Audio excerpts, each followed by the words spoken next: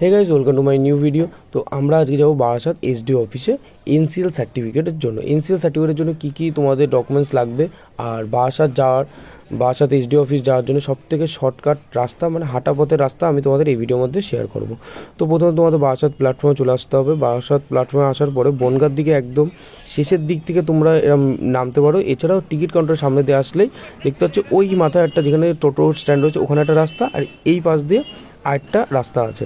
Total দুটো রাস্তা আছে। সেকেন্ড রাস্তাতে ডান দিক থেকে তোমরা আসবার, যদি টিকিট কাউন্টার থেকে আসো তোমরা রাস্তাটা ভালো করে খেয়াল করে নাও, ভালো করে দেখে নাও।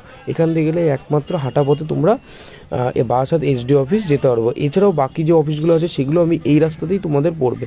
তো অবশ্যই করে এই রাস্তায় তোমরা হেঁটে যেও, কোনো রকম টোটো অটো করার কোনো রকম দরকার নেই। আর অবশ্যই করে ভিডিওটা শেষ অবধি দেখো, শুধুমাত্র এখানে ইনফরমেটিভ কথাগুলোই বলা হবে, তাছাড়া কোনো রকম কথা বলা হবে না। তো আর এই যে বিল্ডিংটা হচ্ছে 3 রাস্তার মোড় টোটো স্ট্যান্ড, আর এই বিল্ডিংটা হচ্ছে কাস্ট সার্টিফিকেটে যারা স্টাইপেন্ড পায় স্কুল কলেজে, স্টাইপেন্ডের যে সব প্রবলেমগুলো থাকে, ওবিসি এসসির যে স্টাইপেন্ড থাকে সেটা হচ্ছে এইখানেই সলিউশন করা হয়, ওই বিল্ডিংটাই সেকেন্ড ফ্লোরে।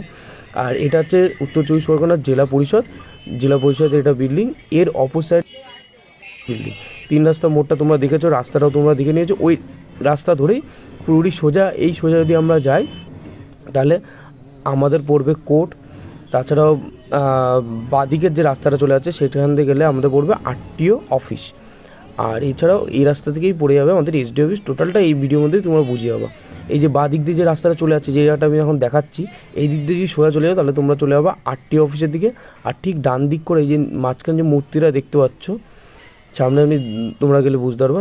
এই মূর্তিটা গেলে এই দিক থেকে ঠিক ডান দিকে, এই মূর্তিটা ডান দিক থেকে গেলে পড়বে কোর্ট, বারাসাত কোর্ট। আর বাদিক থেকে গেলে বাদিক দিয়ে গেলে এসডি অফিস। বাদিক দিয়ে গেলে একটু সামনে গেলে এসডি অফিস।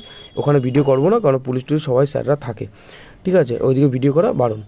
আর এইদিকে কোর্ট রয়েছে। আশা করি তোমাদের ভিডিও ভালো লেগেছে। এবার বলি এনসিএল সার্টিফিকেট বের করার জন্য কী কী জিনিস লাগবে। তো এনসিএল ফর্ম্যাটটা লাগবে, যেটাকে ফিল করতে হবে।